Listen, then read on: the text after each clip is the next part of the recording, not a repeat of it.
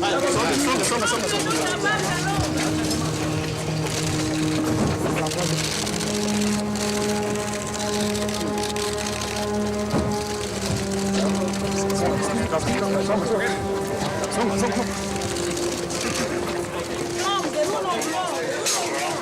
is a story about a man whose family once ruled Kenya. Cholmondeley is about to inherit one of the last great estates left from colonial times and the title Lord Delamere.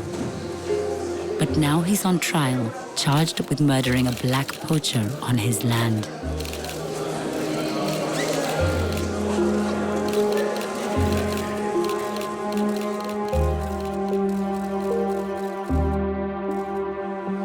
Serah Njoya, the widow with 4 children, wants her husband's killer brought to justice.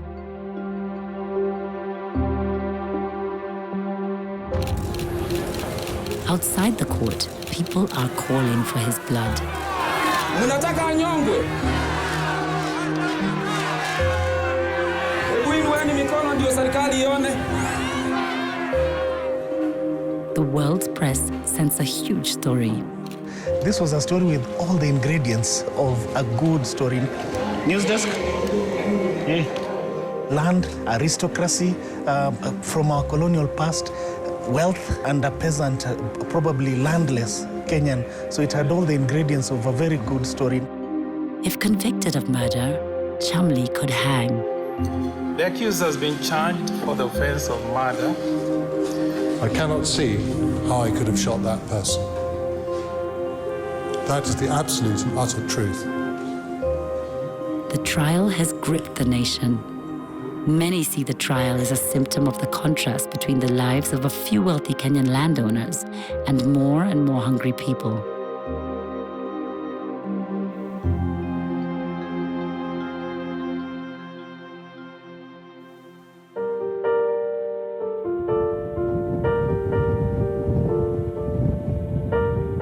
One late afternoon in May 2006, Cholmondeley gets a visit from his friend Carl Tundo, nicknamed Flash.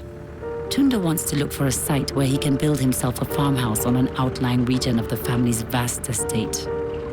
Cholmondeley brings a rifle in case they meet a buffalo.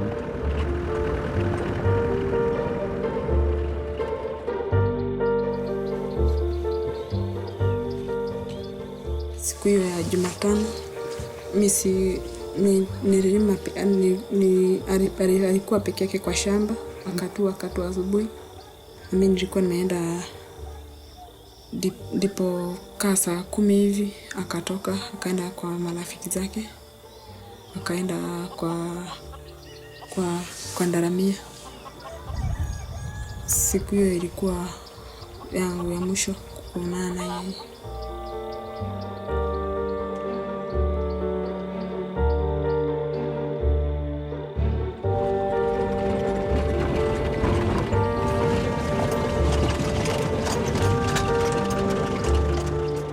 Just off the estate lives Lord Njoya and his friends Joseph Kamau and Peter Gishui. They walk into the estate to check on the snares they have set on Delamere's land. It's illegal, but hunger makes poaching common. Ile sasa ni ile nyama tu ya kutafuta tu kaa tu ya mboga hivi ya kukula tu nyumbani, si nyama ya kuuza.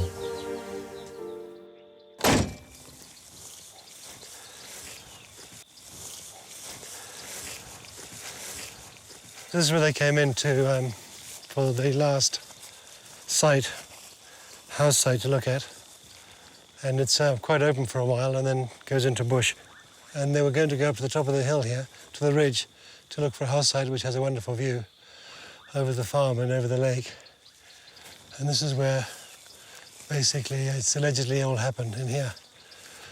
Kendi hivyo kuna mahali kulikuwa na tu mitego hivi. Ndio tukaenda sasa tukakuta kuna swala ilikuwa imeshikwa hapo hivi.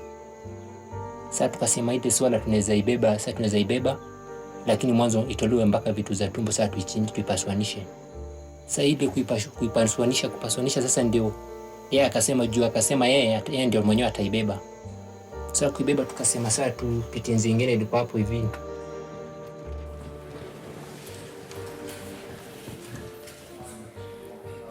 I walked forward about 20 metres and I was surprised by a group of people. There were 5 people and a number of dogs. I think I heard someone say, "Hawezi kufanya kitu." Some of the dogs were in the open, visible in the clearing in front of me and ahead of the men. The dogs are the main tool of poachers. They use the dogs to chase the game animals into snares, and when the animals are killed, they're then taken away and eaten, sold. I dropped to one knee. I aimed through the telescopic sight. There were 2 dogs. They were the only thing in the field of view of the telescope. I aimed at the red-brown dog. I shot one dog and I saw it drop instantly. Saka tumeenda kueleka pale tulikuwa tunataka kwenda kuweka kwa mti mwingine ilikuwa hapo hivi. Sasa ndio tulisikia milio ya risasi sasa. Then worked the bolt and I shot the second dog, which also dropped. Wakati tulisikia tu risasi, kila mtu alipotea TV yake. Kwa hiyo kwanza mtu alistuka na ile kitu kilikuwa na kumkono ikaanguka na kupotea. Juu nini inaendelea. I stood up, I took one step forward to free the box in my hip pocket. I reloaded the magazine and then shut the rifle and I put the box back in my pocket.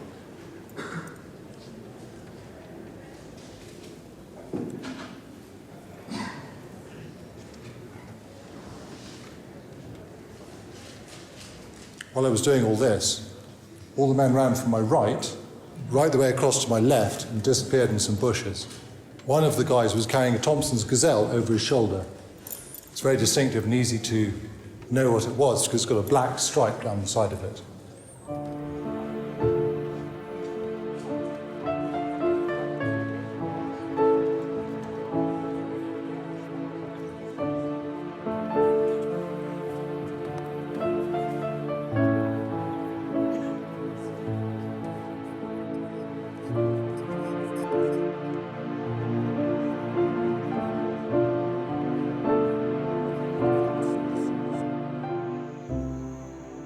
Cholmondeley's estate is 150 kilometers north of Nairobi in the Rift Valley. The farm stretches for 48,000 acres. As far as the eye can see, it's his land. His secluded house stands empty because he is now in Kenya's maximum security prison. Sally, his girlfriend, lived with him here. I hope I can get my life back. Yeah, I think just to be able to wake up and just say, God, today is a beautiful day, and and having Tom free.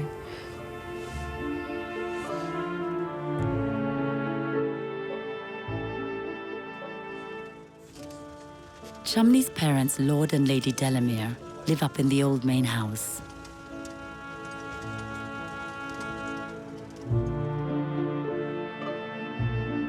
They sent him to Eton, the boarding school in England, just like his ancestors. He dropped out, got a job in England for a while, but when he had to renew his Kenyan passport, he came back and just stayed. He had a lovely time. He did all the things that boys do. Bicycles and tricycles and rushing about, and he enjoyed himself. And he liked driving my tractors, and I taught him to shoot.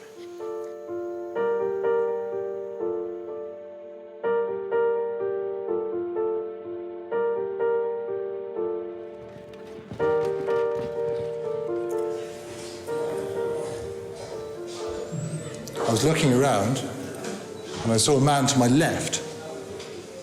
The man under the bush to my left was lying on his front. I found him bleeding. I was shocked and surprised. The man was quite slight. So I picked him up by grabbing him under the arms, and he clasped around my back. We reached the car, and I leant him against the car.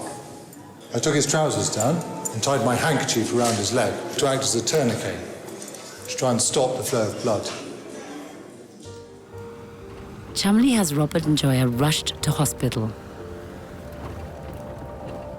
Later, Tom Cholmondeley and Carl Tundo are taken to Nakuru police station.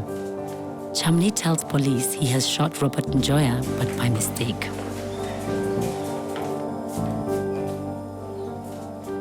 I would say Tom was still in a shock. When I wanted now to know the details from them, Tom actually narrated the incident, the entire, and he owned up shooting the man, but by mistake. By mistake. That's what he put it. And I took it as gospel truth.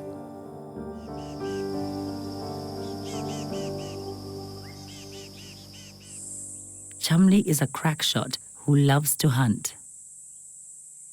He'd started a business supplying game meat for sale. It went well until the government banned the killing of all wild animals. The killing of Robert Njoya wasn't an isolated incident. Everything was colored by what happened just a year before.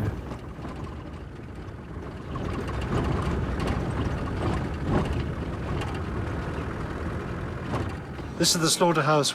There was an incident here where people came in, they apprehended the workers that were working here. They came by vehicle up this road here, from the main road. Kenyan game wardens suspected Cholmondeley was still selling game meat after the ban and decided to try and prove it by going undercover. Armed undercover wardens arrived at the slaughterhouse. Cholmondeley heard his men were in danger. He picked up a gun and ran to help. In a confused shootout, he killed a warden.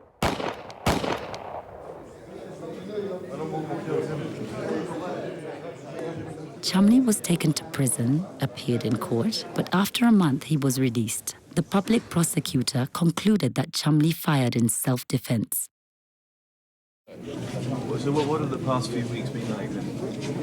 Very tense, because my son was in jail. We felt he'd done nothing except try and defend my people, which obviously the Attorney General agrees with.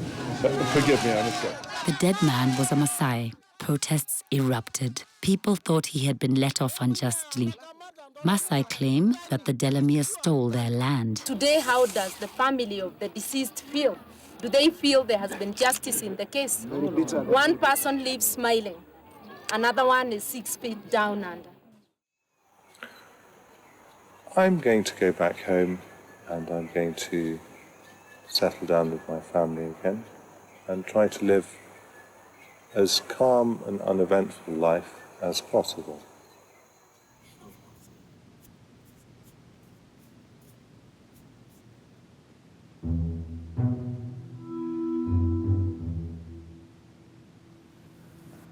Quite early in the morning, I got a call from one of my partners, Nigel Shaw, and he said, "Fred, you can't believe what's happened." I said, "What is it?" He says, "It seems we have another incident, shooting incident on Soy Sambu." And I said to him, "Not Tom." He said, "Yes." He said, "Is there anybody injured?" "Dead," he said. And I was quite reluctant, quite frankly, to take on the matter. Nonetheless, Lord Delamere got in touch with me, and I said I would go over to Soy Sambu and have a look at the scene and everything else. And I began to feel curious about what could have happened here and how could it have happened.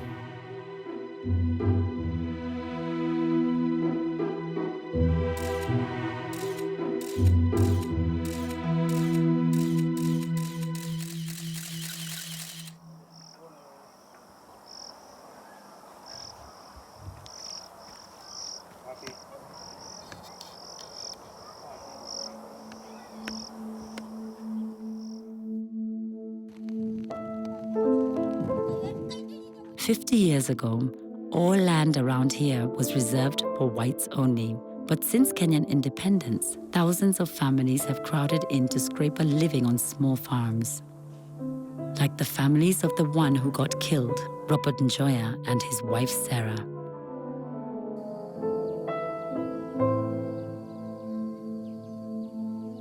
Serah sells the few greens she can grow at the market in the nearest town, Nakuru.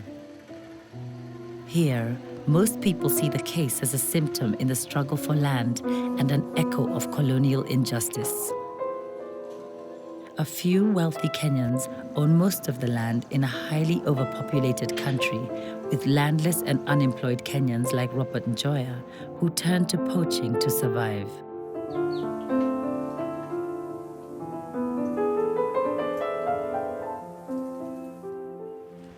Politicians say, look, Delamere has big land, and then nothing happens because they discovered it won't grow anything.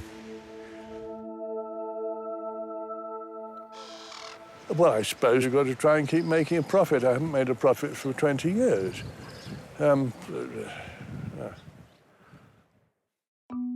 The family is proud of Cholmondeley's great-grandfather, Lord Delamere. He was the most powerful of the aristocrats who left England to colonize Kenya.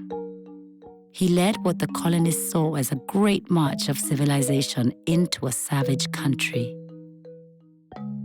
He created a huge cattle farm, forcing the Maasai from their ancestral grazing land, and called it Soisambu.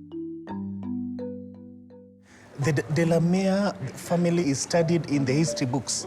It's actually a subject in history and a lesson in our colonial struggle. So it's a family that is very well known in Kenya. Yeah. Cholmondeley was born 5 years after Kenya became independent in 1963. Most white settlers decided to sell their farms and go back to Britain. But his grandfather stayed on. Are you, Lord Delamere, prepared to take out Kenyan citizenship? Now, that is a very difficult subject because no one wishes to change their nationality readily. All I can say to you, there is little doubt in my mind that I shall do so. Mr. Kenyatta, some of the 60,000 European settlers here are frightened that their titles to land and their right to stay in Kenya may be thrown overboard when a Kenyan administration takes over. Well, I don't think they have anything to fear, providing that they behave as a good citizen. There were very few white Kenyans left. They kept to themselves and their traditions. Racial and tribal tensions were played down by a new Kenyan elite, but remained unresolved, especially over land. My tribe is a sort of English, although by nationality I'm Kenyan. But I know what my tribe is, so does every Kikuyu know what his tribe is. My tribe is English.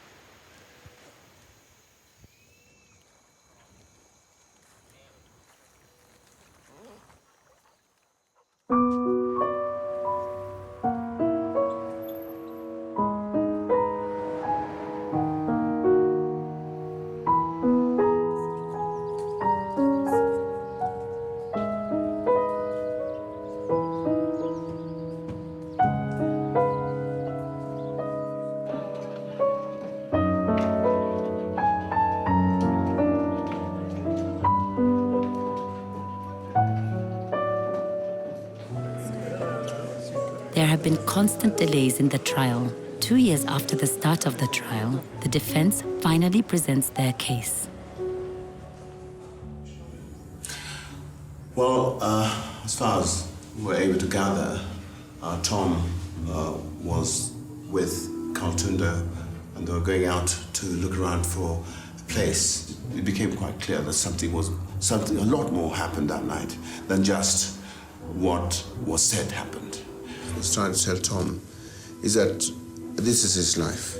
And I said to him, are you telling me the whole truth?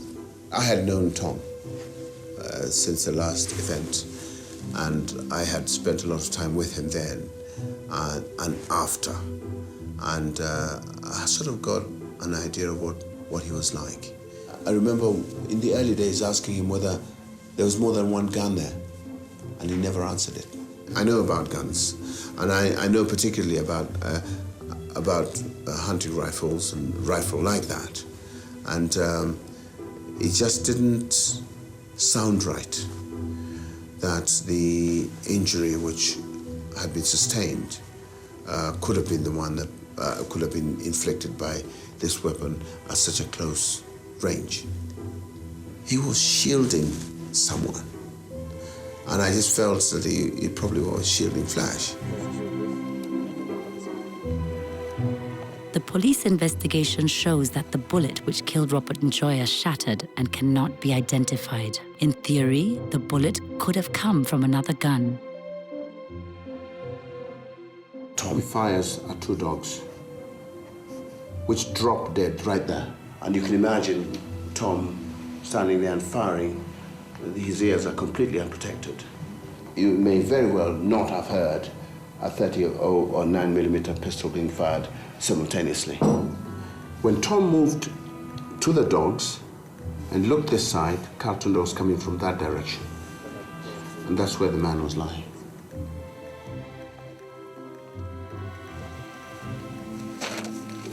Would you like to do what he was doing? So you could see him quite clearly. So they were there. That's where the animals were. And that's where you were. You said you could see through those bushes. Or did you not say that? Sorry? Did you not say that you could see a glimpse of the animals through the bushes? Something through the bushes, Chris.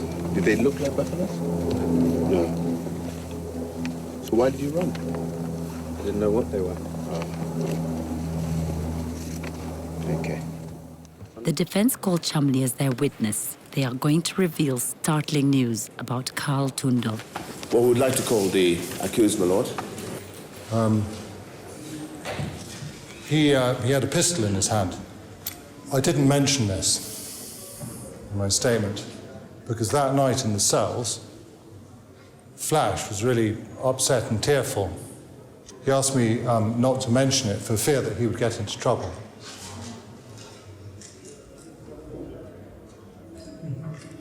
Prior to seeing him with that pistol in his hand, I hadn't known that he was carrying a pistol.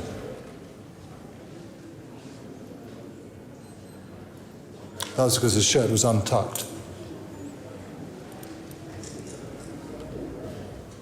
That's absolute crap, if I'm allowed to say that. It's a figment of his imagination. I didn't have a pistol. Why didn't he... Sorry, it just frustrates me because that is absolute crap. And it actually, my blood boils when I hear things like that. This whole thing has been turned into a circus by his team. What would he gain by taking the fall for me? St. Tom, I mean, what would he gain? Seriously. Tom is somebody who has this huge sense of honour and will protect people, will protect his friend, and in this case, he protected his friend. You know, we never imagined this would be a murder charge. We never thought it was possible, you know, that it would be murder. And as we've, you know, because of the very fact that whatever happened, it was an accident that day, a tragic accident. I saw him kneel down and take aim at something, and then the shots came out. So you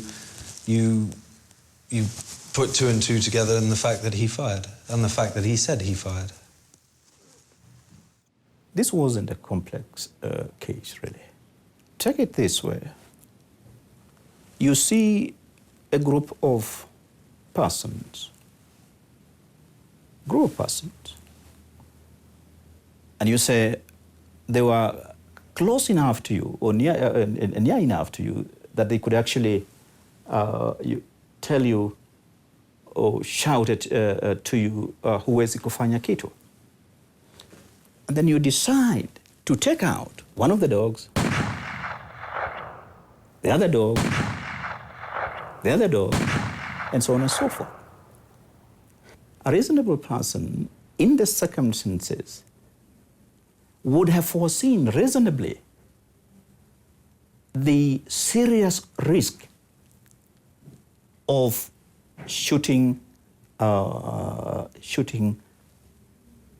the person who ended up being shot or any one of his colleagues. He's been through the situation. He knows that he is at the end of his, life. Do you see where I'm coming from? The end of his credit, because he's been through the scenario once before, only a year before. I can't believe it. He said, Tom's done it again. And I said, what's Tom done, And he said, he's just shot somebody else. And he was in a real state of shock. So I said, well, OK, well, what's that to do with you? And he said, problem is, I was there. And he said, where's Dad? I really need Dad. He said, I can't cope with this on my own. When this story came out with trying to put the blame on him, eventually I said to Flash, let him rot. As far as I'm concerned, he can rot in jail. Just leave it alone, stay out of it, and let the cops and whatever get on with it. As far as I'm concerned, if that's the way he wants to play it, you just leave the bugger, leave the guy where he is, and it's his problem.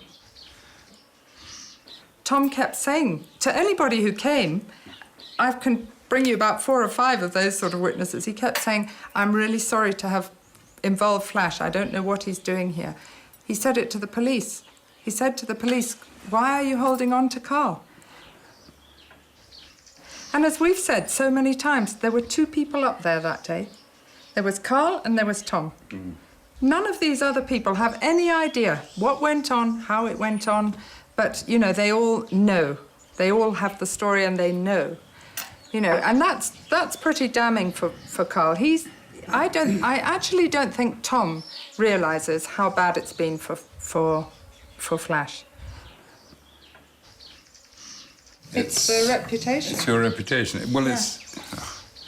I don't know, it's difficult but... Well, we're not incriminating him. That's not our responsibility or duty. What we want to do is to put forward the fact of what happened and the facts which were ignored by the prosecution. And from our point of view, quite deliberately, we want the prosecution to know, or the court to know, that there was much more to this than the prosecution have said. The case initially began as a case of provocation and almost to some extent self-defense.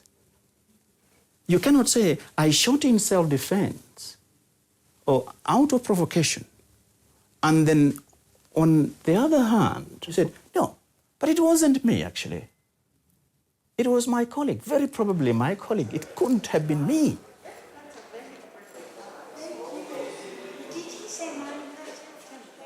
The case isn't as easy and straightforward as they thought it was. And therefore they were trying to stymie the defense or maybe just tire us, get us so frustrated by waiting and long intervals of nothingness that we lose concentration. That was very frustrating, and it was frustrating for the client as well. But why do you think they did that? I think it was actually intended to frustrate us. I think it was a plan. It was a plan by the leader of the prosecution.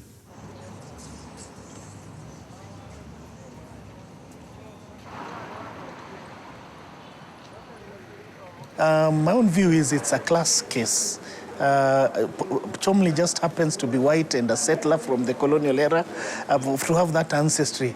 And that's why I say it could happen with a rich African rancher. It would still be the same. It is the rich who have grabbed all the land in Kenya, allegedly, who enjoy the land to the detriment of the have-nots. And even when a poor man goes there to harvest or to steal, in this case, animals, they react by shooting them dead instead of having them arrested.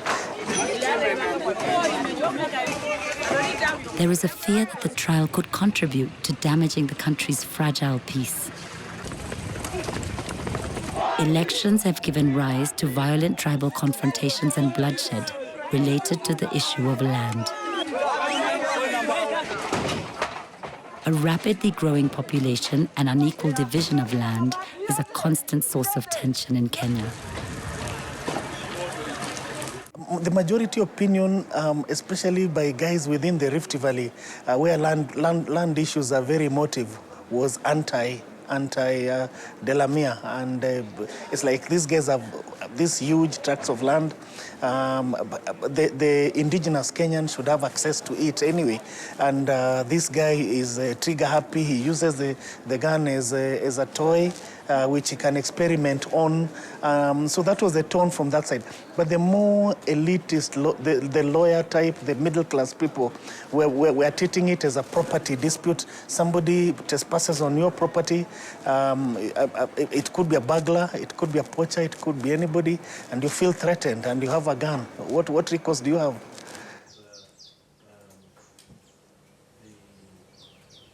We started farming, there were 5 million people. Now there are 38 million people. And Kenya has a very, very small arable area for growing food. You know, it was covered with trees and animals, this country, when I was young, and now it's covered with people, and the trees are being cut down and the animals are gone. And people are hungry. There are a lot of hungry people now.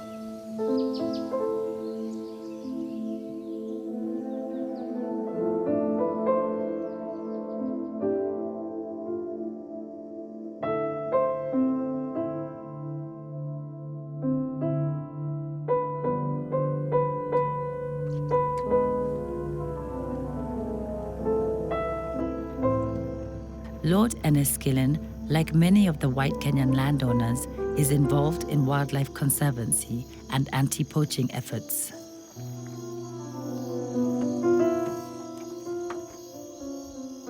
I understand. People are very hungry.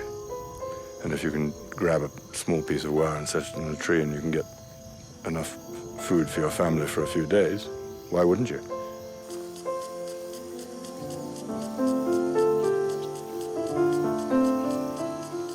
I'm sort of horrified by all of it. It's all this sort of hatred, if you like, against him has all been whipped up by sort of taxi drivers and politicians in Nairobi, people who don't even know him. But here he did a good job and he was loved. You see, that is telephone wire. It's been made into a snare. They just put it into a noose and then attach the other end to a tree or a fence, and then the animal just gets caught.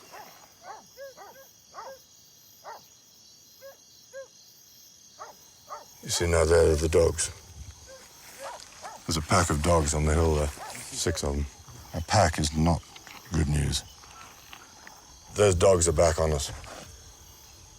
And if I wasn't preoccupied, I'd be shooting them. You can tell them that.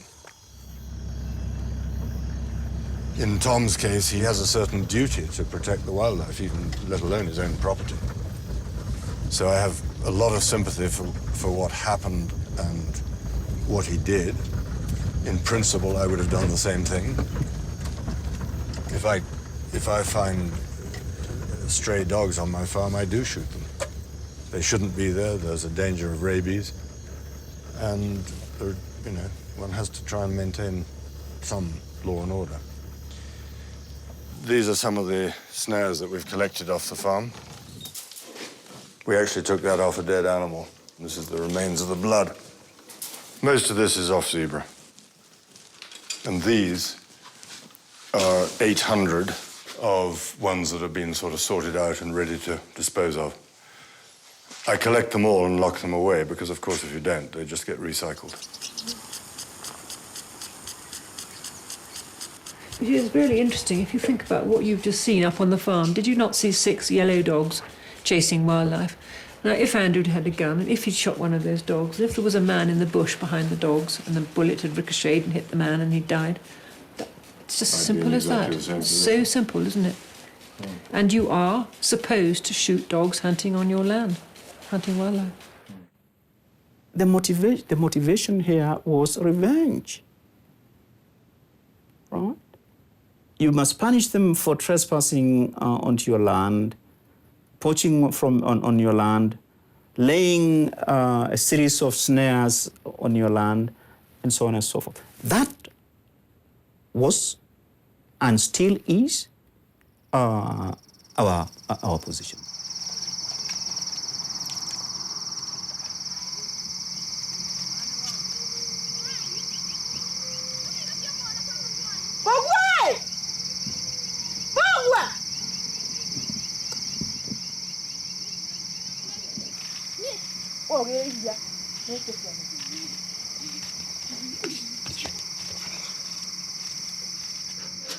Kusema kweli, watu wangu wameelewa yote yaliyotendeka juu. Magazeti yameandikwa, redio zilikuwa zinatangaza kila wakati na TV. Saa hata yule mdogo hakuwa ati ananiuliza kenye kiliendelea. Watu walikuwa wanajua, wakienda shule wanakuta marafiki zao huko, wanawaambia kila jambo. Saa enyewe yote wanajua, hata kama sijawaambia.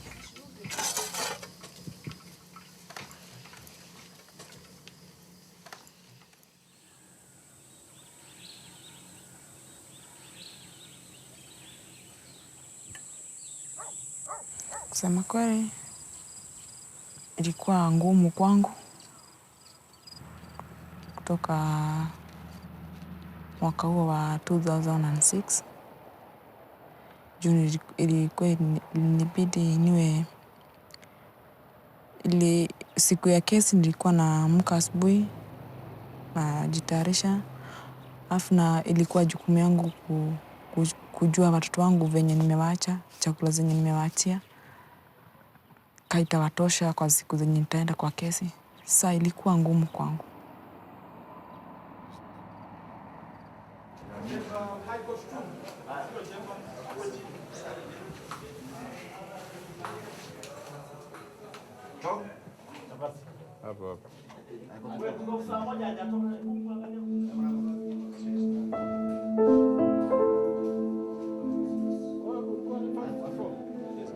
I worried so much about Tom in prison, and so there's never a day where I feel happy and free because part of me is with him, and I just know how much he's suffering.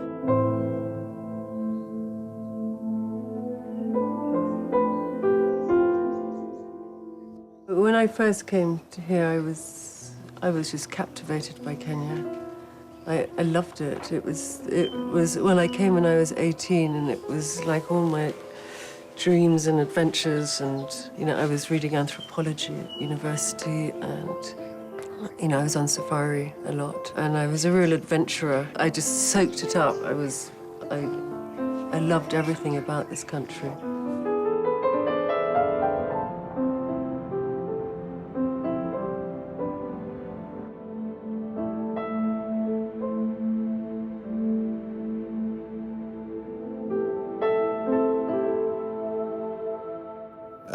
It's been a difficult case, also because I knew that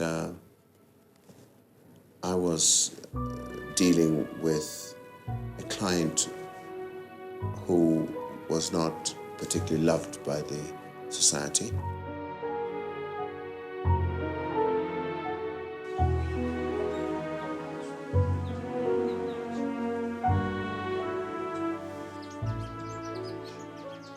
I'm making a library at the prison, and I had a prisoner to carry my books. I'd taken a lot of boxes and they were too heavy for me. And he'd been there 14 years and hadn't been tried. And I certainly don't think Tom's victimised. In fact, I think, on the whole, Tom gets away with a lot in the prison that the Africans don't. I think it's the other way around. I think he has a better time.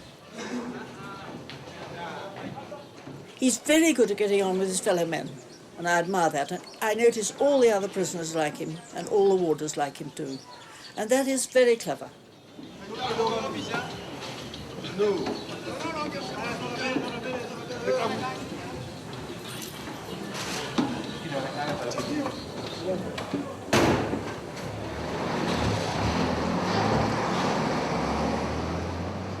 Cholmondeley has been in prison during the 3-year-long trial. At last, the judge is on his way to give a verdict.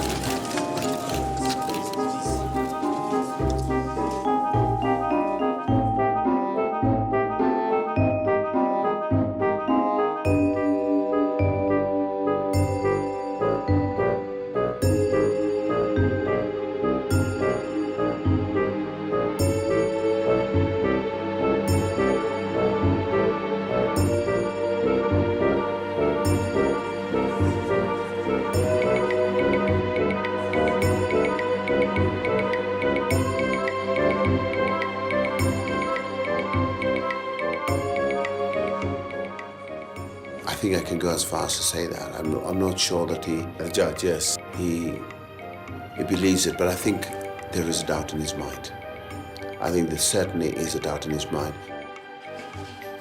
The accused has been charged for the offense of murder. The particulars of the offense are as follows. On the 10th of May 2006, at Soisambu Farm on the Delamere estate, the accused murdered Robert Njoya Mbugua. The accused explained that he did not know that Carl Tundo was carrying a pistol. However, in his statement to the police, the accused never mentioned that Carl Tundo was carrying a pistol. The accused explained that he never did that because when they were arrested, Carl Tundo was tearful and upset at the Nakuru police station.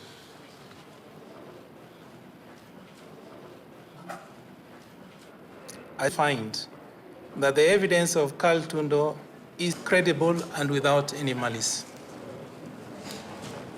His evidence did not only place the accused at the scene, but also proved that he had fired several bullets. More importantly, his evidence clearly showed that there was only one firearm at the scene, and that is the Winchester rifle of the accused.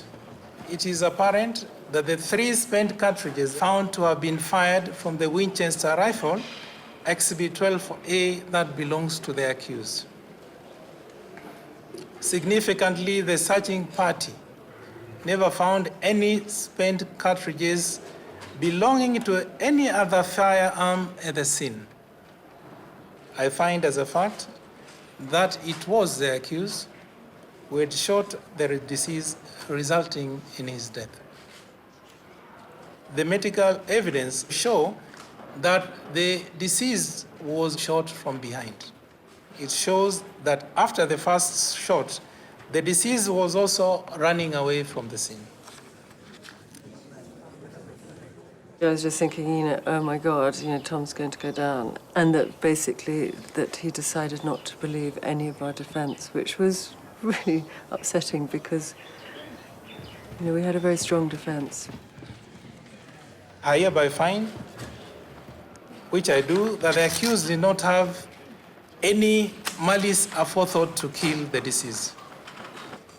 Due to the total circumstances of this case, the court hereby reduces the charge of murder to that of manslaughter.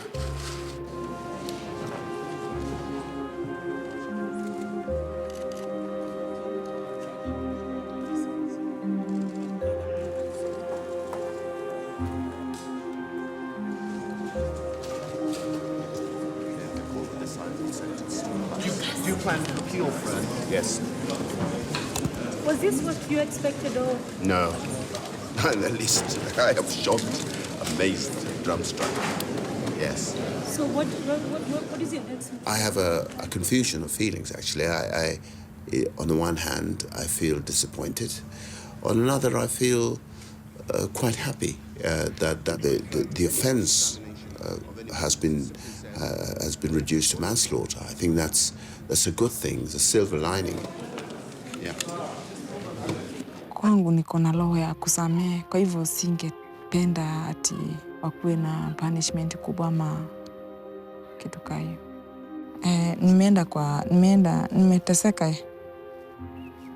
Nimeenda kwa mateso mengi. Sasa singependa hata wao wateseke kama venye nimeteseka.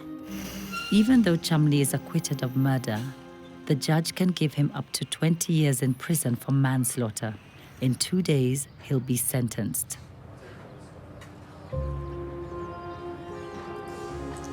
I don't feel any bitterness towards Tom. I feel let down, hurt. I feel bitterness towards Tom's camp. I do feel huge resentment against that. Of course, what he did wrong is what we've all been teaching our children for many years, is not to fire when you don't see where the end of the bullet is. And that was a very stupid thing to do, but it was stupid, not evil. Some gesture of remorse is expected, but that is impossible because Cholmondeley refuses to accept that he is guilty. I watched some of the clips on television last night, and some of the lawyers who said, you must plead with the court, you must really try and get the court to be merciful towards you. I really don't know that is the purpose of mitigation necessarily. First, it wouldn't be true. And secondly, it wouldn't be what Tom wants to say, because he feels he didn't do it, and he feels that needs to be pushed to the highest possible level.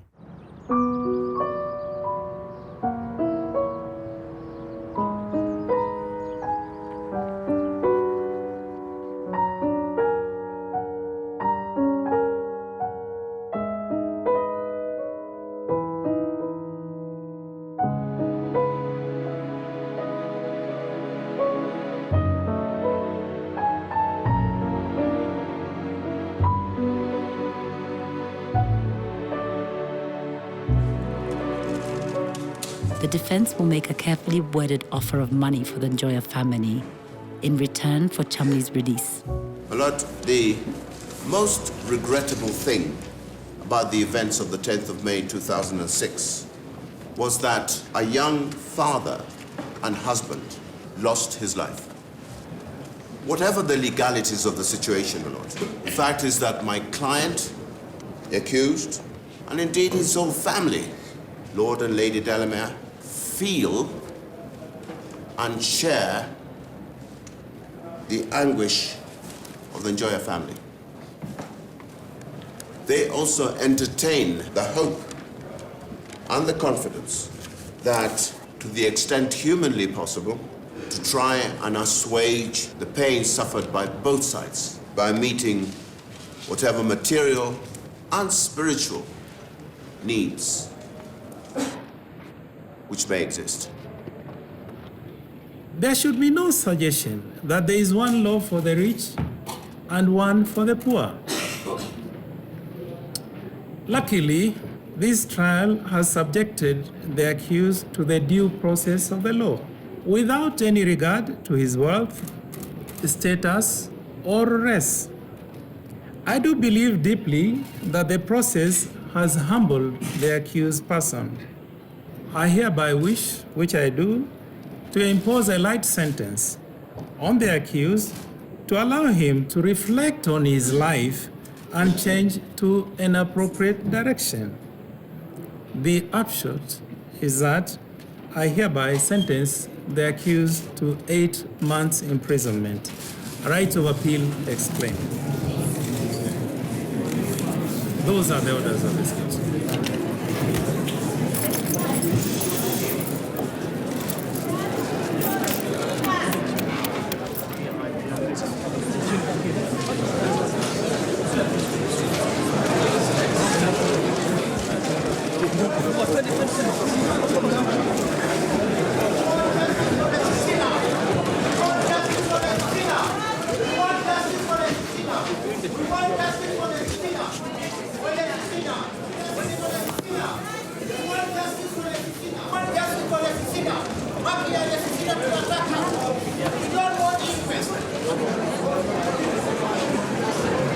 we respect the decision of the judge. Nonetheless, we, on our part, feel that the sentence is too lenient in the circumstances of this case.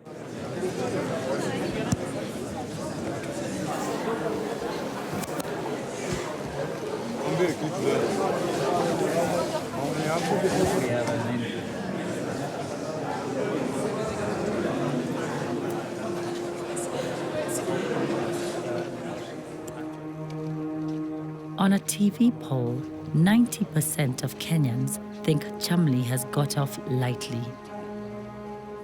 I do believe that there can be great healing on both sides. I think it's very important that the Njoya's family are well looked after, and I think the Delameres, they're not horrible people.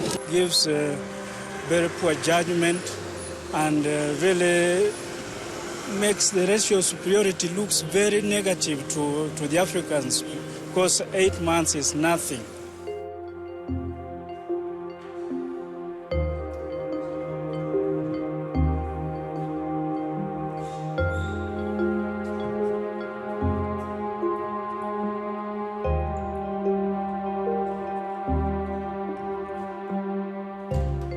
The judge has kept Kenya's wider conflicts out of the courtroom, but urged Cholmondeley to reflect on his life. The message is clear. If he survives in Kenya now, it will be in spite of, not because he is a Delamere. It happens every day in our residential estates, where the slum dweller next to your nice middle-class estate comes to steal from you, and they are lynched by members of the public, and there's tension between the slum dwellers and the middle-class suburban residents.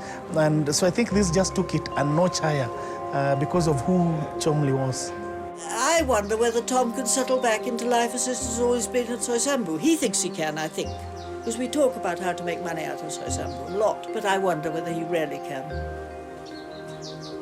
Tom's longing to get here and help and, run round in circles. He thinks we're being elderly about the whole thing. Well, I expect I am. We are. But I'm determined to soldier on, because I think that's what Tom wants to do. I think it'll be all right, but I don't know. You can only hope and trust and pray.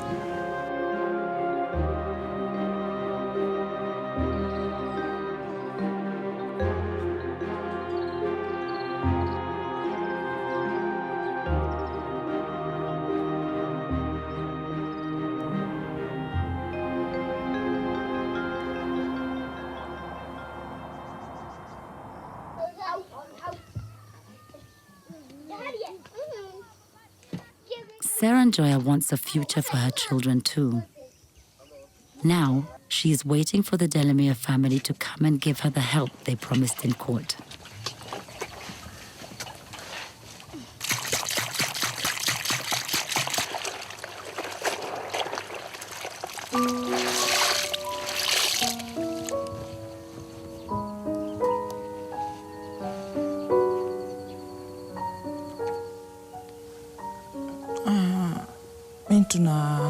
Nasubiri tu juu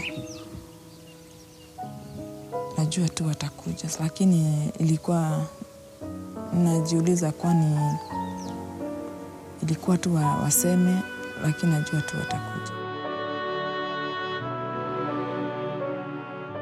We're neighbours, so I feel it's really real empathy towards Serah. She's a very, she's just been very calm. And I was very touched by that. I really will make sure that she's okay and that her children are okay and that we can maybe become close. I just hope we can really help each other. I hope.